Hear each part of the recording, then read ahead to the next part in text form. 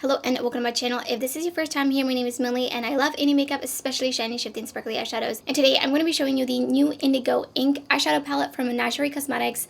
Definitely caught me a bit by surprise, was not expecting an Indigo ink eyeshadow palette. They have previously done a violet ink palette which was much smaller and very cool toned and very monochromatic. And so I was really happy to see the inside color story because it's not monochromatic and it's got some pops of colors. And so of course we've got some blues. I love that there's like this grungy yellow green and then this bright coral pink is super beautiful with the red, deep red. I feel like it's a pretty unique color story. Now that I have it in hand, I don't think we needed small spaces and Tide Pool necessarily. Like, what can you do with one that you can't do without the other kind of thing? So I didn't think that those were necessary.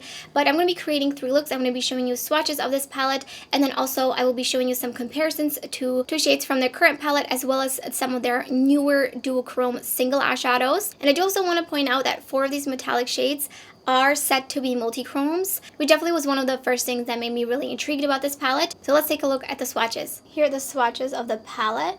And let's take a closer look of the shimmers. I'm not really sure about them being multi-chromes per se. They're definitely duochromes, but it's a bit hard to catch the shifts. And if anything, there's really one visible shift. Like I said, it's pretty soft. I can see it the easiest on Ink Defense. Here's some matte comparisons. We've got Ink Blot from Indigo Ink, Breaching from Whale Song, and Inkjet from the Violet Ink palette. Here is Pygmy, and then this shade is Mariposa from the Feral palette, Nori from Indigo Ink, Kelp from Whale Song, Luna from Serenity, and Night Eyes from the Feral palette. Some shimmer comparisons: Squid Pro Quo from Indigo Ink. Next to it is their single eyeshadow Cobra, then Shell Ya from Indigo Ink. This is Monarch from the Serenity palette, Koi single eyeshadow, Animal Kingdom single eyeshadow, Chromatophore from the Indigo Ink palette, and Breach from Whale Song, Giant Pacific from the Indigo palette, Morpho from the Serenity palette. This shade from the Indigo palette does have a shift to it to a purple, while the Breach shade does not have a shift whatsoever. And these two are obviously completely different, but I do feel like these are pretty similar, and so are some of these two, I think. Priming with the Natasha Denona eyeshadow primer, going into Inky Torpedo right into my crease, and that's blending so nicely. I'm going to take Tide Pool and use it to help blend it out even more. Going in with Ink Blot on the outer corner to deepen it up. I'm going to bring that under my lower lash line as well, and then taking Inky Torpedo next to it. And Tide Pool. Next, I'm taking the P. Louise primer in shade 0. I'm doing a half cut crease with it, adding on a little bit more. Next, I'm taking Ink Floyd and I'm going to put that right in the center of my lid. Just a little bit out here, and then taking Nori right next to that on the inner portion of my lid. Going back in with Ink Blot and just putting it on this outer edge. Taking more Pink Floyd and just taking more Ink Floyd. And just tapping in, not really blending it. As I'm taking the Space Panda Hydra Liner from Suva Beauty on this cut creaser by Mellow Lops C3 brush, and I'm gonna use it to outline. So I didn't notice the patchiness at the time of filming this, and also it's not in the final look, so I think it's just because of the primer where I had cut the crease.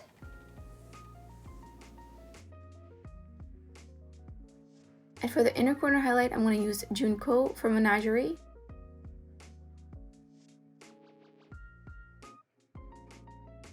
First going in with Tide Pool in the crease. Then I'm going in with Inky Torpedo on the outer corner and just tapping it on.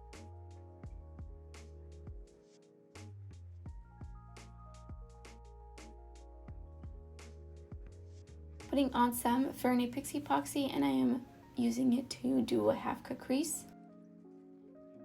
At first going with Shell Ya right in the edge of that, and the shade was a lot sheerer than I was expecting because I hadn't swatched the palette yet. And then below that I'm going in with Ink Defense, which also is pretty sheer, so that kind of surprised me. I ended up going in with my finger, that just made it even more foiled. It's so shiny, and I did the same with Shell Yeah, I just went in with my pinky.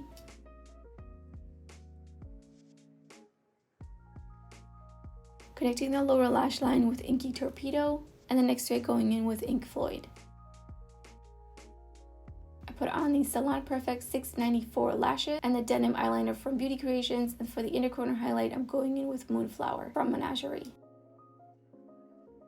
And here's a second finished look. Onto the third look, priming with the Natasha Denona eyeshadow primer. As you can see, I did have some staining, and the Natasha Denona primer didn't completely cover that up. So I'm going to go in with Pygmy right into the crease.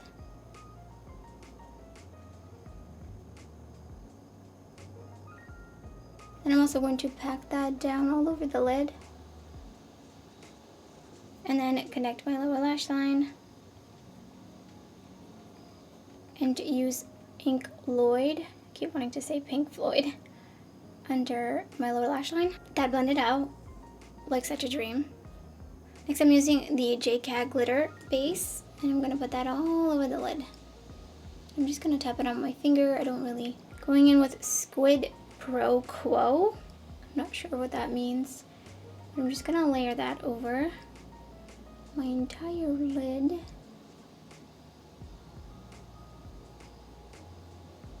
And I'm even going to take it under my lower lash line. And then for the inner corner highlight, going in with Shell Yeah, since this shade is pretty translucent. Put on the Ardell So Real lashes. And in the waterline, I put Tiptoe from Beauty Creations. And here's the finished third look. Pretty simple, just one matte all over the lid and then a shimmer on top. And this shade is supposed to be a multi-chrome. So while I see the shift in real life, it's very subtle.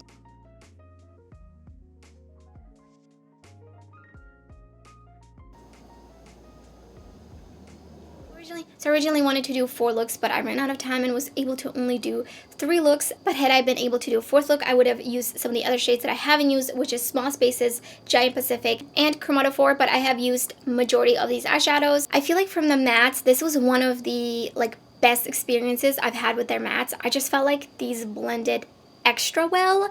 I don't know how to explain it, but I just feel like they felt different going on the lid, and then you saw the blend was just like this. And not saying that their matte formula is bad, but I just feel like this just felt significantly better, so I'm not sure if there's anything been done to the mattes. The shimmers in here, very nice, very shiny metallic. I was actually a bit surprised because I hadn't swatched this palette prior to using it, that Ink Defense and Shell Yeah are a bit translucent, which is nice because then you can layer them and create like a whole new effect. And both of those shades are so shiny and foiled, exactly what I like. However, are they like true multi-chromes? I feel like it's really hard to see the shift in some of them, and it's really subtle, especially this top shade. Like, it's just subtly shifting to a purple, but I wouldn't call it like a true multi-chrome, especially compared to some of the ones that I already have. And then this green one, you can see a shift, but it's pretty subtle. And then this one down here, which is Ink Defense, that is the one that I can see it the easiest. It's definitely there. There's like blue and green and purple throughout it with like a brownish reddish base to it, so I can definitely see it on that one, and that one is pretty sheer, so I'm sure if you layered it you could really bring it out as well.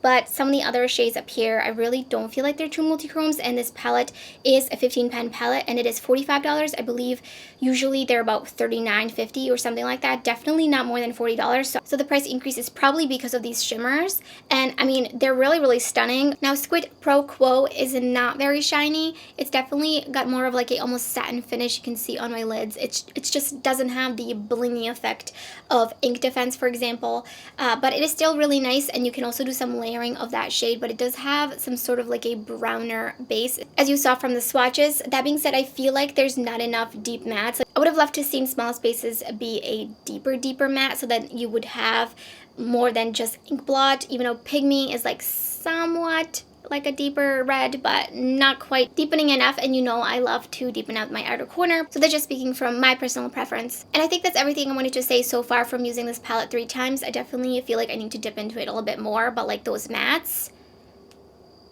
really, really good. And their metallics have definitely improved as well, so I'm really excited to see what other color stories they come out with. So let me know in the comments below if you plan on picking this palette up or you already have, and let me know how you're enjoying it. I would love to hear your thoughts, and if you enjoyed the video, don't forget to give it a thumbs up, and if you're new to my channel, I would love it if you subscribe. There's so much indie makeup content uploading my channel and much more to come you don't want to miss out. So thank you so much for watching, and I hope to see you next time.